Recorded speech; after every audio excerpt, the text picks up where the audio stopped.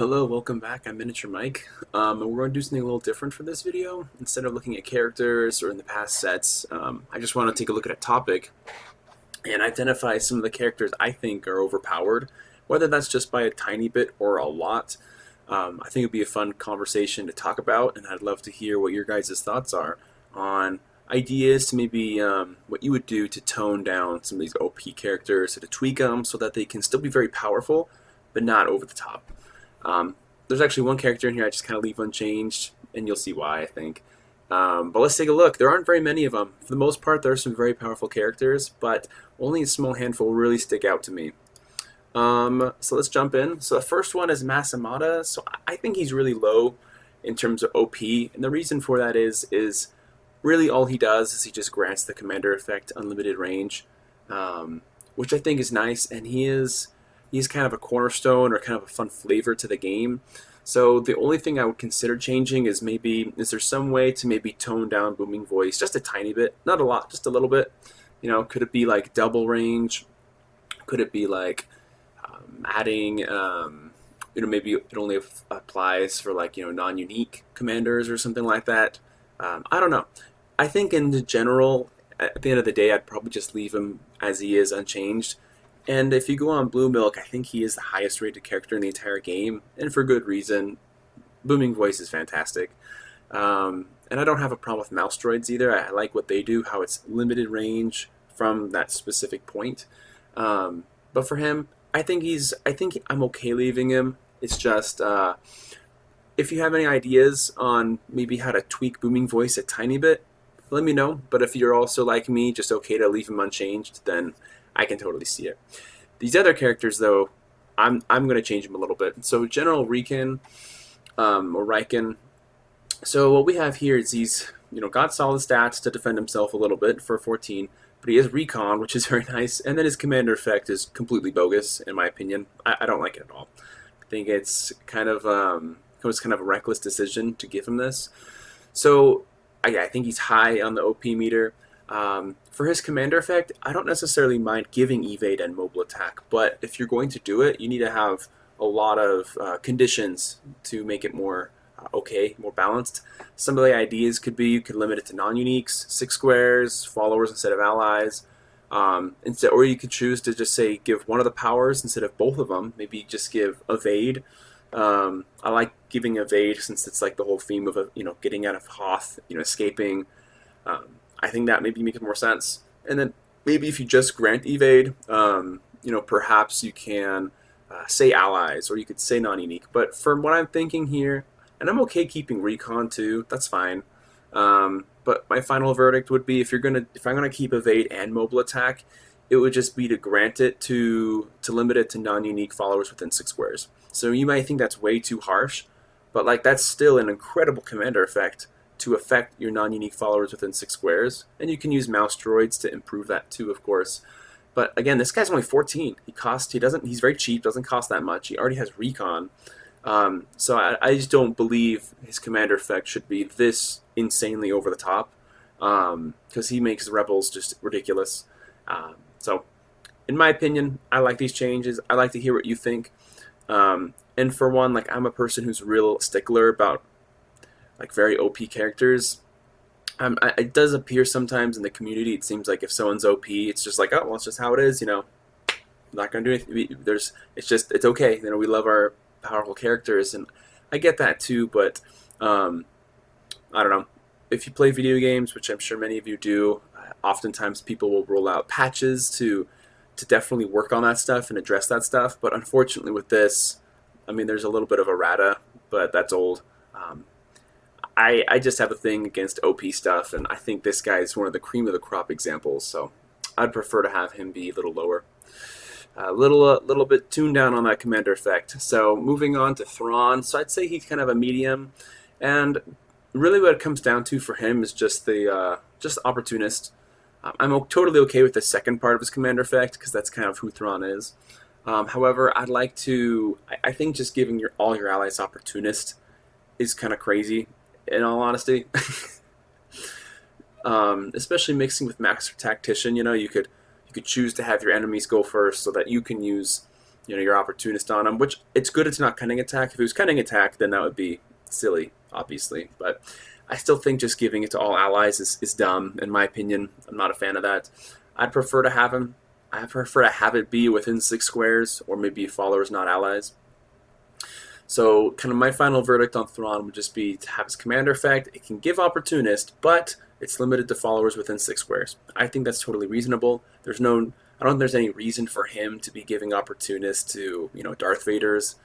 I don't think there's any reason for him to be, not having it be limited to 6 squares. So if you want to make it unlimited range, that's fine. Just get Massamada, get your mouse droids. You're probably already going to use that stuff anyway for his second part of the commander effect. And I think that's more than reasonable. That being the case, then, I would like to see it change to followers, because since you're almost always going to use this guy with Massamada and mouse droids or whatever, that's going to already fix the 6 squares range thing. But changing to followers instead of everyone else, I think that's a good idea, because a lot of expensive characters, a lot of really good commanders in the Empire, if they gain Opportunist, it's just kind of silly. Like, giving Lord Vader Opportunist is dumb. Like, come on. Giving, just there's some characters you don't need to give it to them. That's all I'm going to leave it at. So, still very powerful, but I'd like to see that condition maybe specified a little bit better. General Wedge Antilles, so I'm saying low on this one. So I know his commander effect is pretty much the same, almost, as General Riken's. However, this guy's on New Republic, and his commander effect, other than obviously fringe characters you bring in, it's going to affect a heck of a lot less people, because it's followers and the faction. Whereas Riken is on Rebels, and you can affect so many people with that are on Rebels that will benefit greatly. Whereas in this case, I don't think it's quite as bad or egregious, because let's be real, if it's just followers, okay, well, you're leaving out several of the New Republic characters already that give commander effects. So you're just kind of looking at the soldiers, which are more stationary and defensive. You're looking at giving this to potentially a lot of fringe characters you bring in, which is also problematic. I don't like the idea of just giving all your awesome bounty hunters evade a mobile attack. That's kind of silly, but anyway, I think his special abilities are fine. His special abilities are what Wedge is. That's just what it is. So my final verdict would be to have the commander effect. It can be the same, but I'd like to also limit it to 6 squares.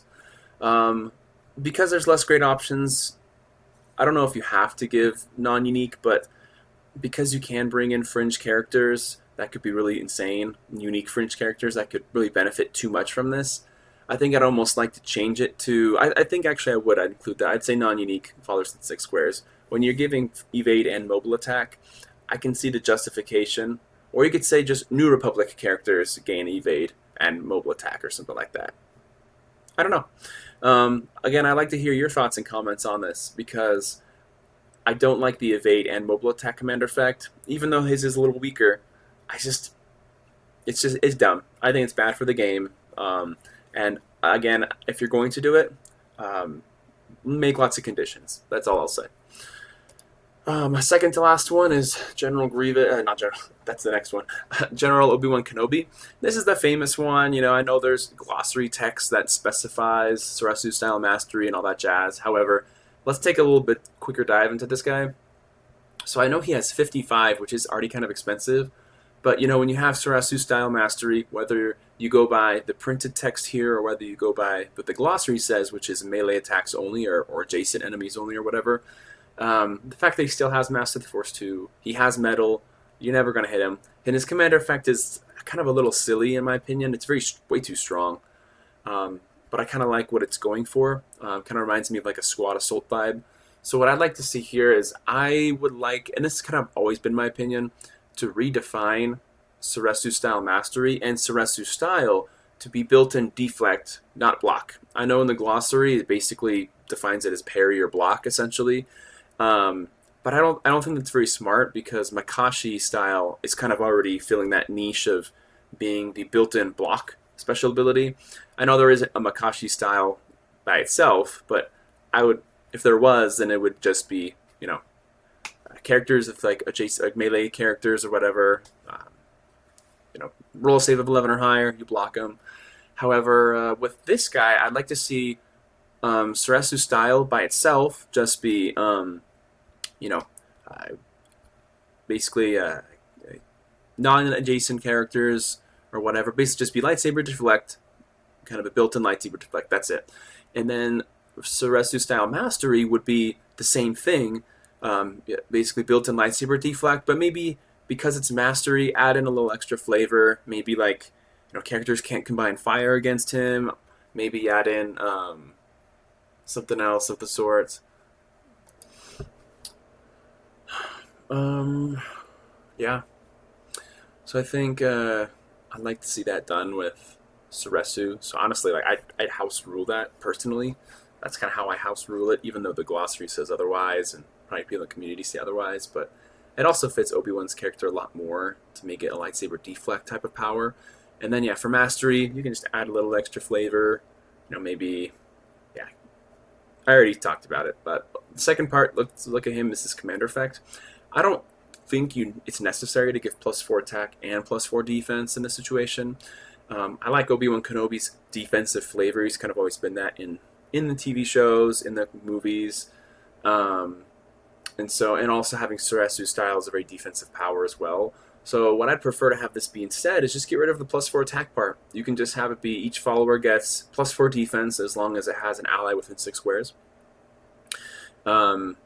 Especially, a lot of clones and stuff will have low defense anyway. So I like the idea of just kind of help boosting their defense instead and kind of focusing on that rather than also giving them +4 attack, because I don't think that's necessary in my opinion. So yeah, what I'd say here overall is tweak SSM, just Suresu style in general to be kind of focused around lightsaber deflect type of a power, and then because I'd rather have him be weak to melee characters, because we have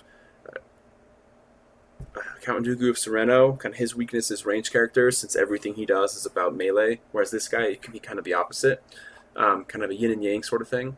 And then the other thing would be just to get rid of the +4 attack on the commander effect and just kind of let it be defense. And I think those are much better ways to balance this guy, and that's how I'd prefer to do it. And I already house rule Suresu style anyway to be deflect instead of block or both.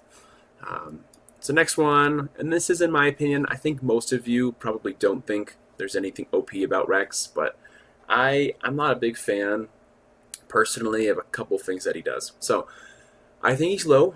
I don't understand why he has penetration 10. Is there something in the TV show he does that makes that happen? I don't know. It doesn't make any sense to me. I think it's unnecessary. He doesn't need it. And then what I'd also do to him too is I'm also not a big fan of him having double, greater mobile, and twin, and then also having 20 damage and high attack and a solid attack. I think that's dumb. He's just running around, just shooting everyone like crazy. I'm not a fan of that personally. I like to see what like Dash Rendar Renegade Smuggler does, where he has pad stats, but then he has Opportunist and all of this stuff, so that when he does Opportunist, it's really good. Otherwise, he just got to be more careful. I think Captain Rex should be very similar. So I'd like to see it change to 10 damage, or 10 damage, 8 attack. But to get around that, maybe you can give him Cunning Attack so that it will bring it back to 12 and 20. Only for unactivated or activated characters, or you could choose some other power, maybe throw Synergy in there instead. I don't know. But since in the show, I know in this mini he has bigger guns, but in the TV show he's always shooting pistols. Like, let's be real, like, that's 10 damage. He shouldn't be doing 20 damage with that. So I prefer him to be 10 damage.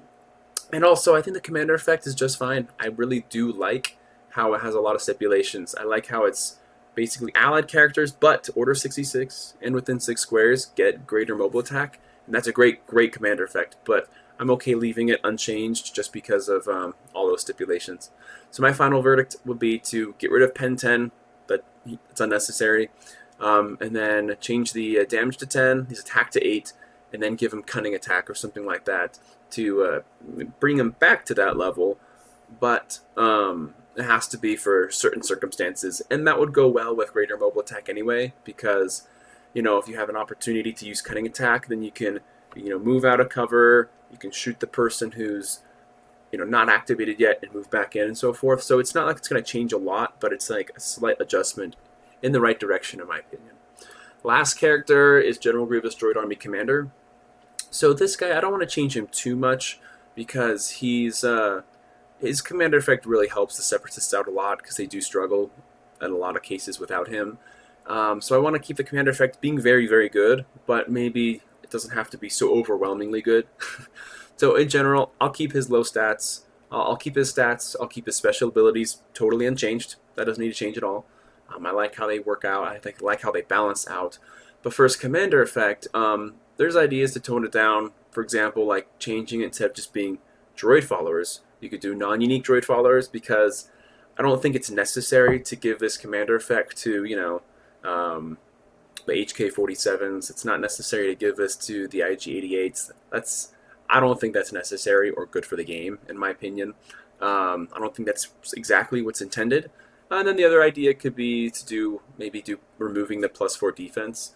Whereas in the last one, Obi-Wan was kind of like the defensive-focused one, and that makes sense to me.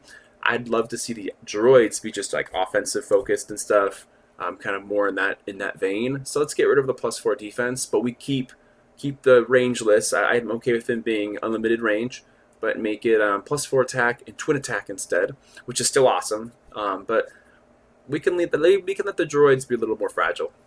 So my final verdict for him is for the commander effect is just to potentially remove the +4 defense, but specify non-unique droids. I'm okay maybe if you just do non-unique droids, because like I said, I think it's a little silly bringing in certain unique droids onto the Separatists, and then they're just ridiculously powerful, and I don't think that's necessary.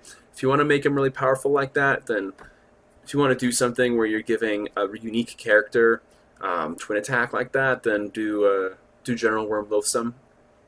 He costs a fair amount to just give twin attack. I'm more okay with that. With General Grievous, though, I'd like his to be just non-unique droids because that's what he does. He's a commander over that stuff. So that's kind of my main takeaway. And I think giving +4 attack and twin attack to non-unique droids is still fantastic to help all your droids out a lot. Their defense will still be lacking, but I'm okay with that. Anyway, that's my last one. I'd like to hear what your guys' thoughts are, and I'm just very curious if there's other characters that you think are overpowered and maybe should get toned down, via certain tweaks or corrections. I'm also very I'm sure maybe since I haven't really been in the community a ton, I wonder if I'm sure there's a lot of discussion already about these characters potentially, or other characters too, but either way, please please subscribe, and please let me know what suggestions you would like to see to maybe tone these characters down, if any. And again, I'd love to hear what other characters you think maybe should get improved. Additionally, let me know what characters you think are criminally underpowered and should get fixed. I can think of a couple, so maybe I'll do a video about characters that I think are woefully underpowered and should get improved. But yeah, with that, I'll talk to you next time. Have a great time. Have a great week.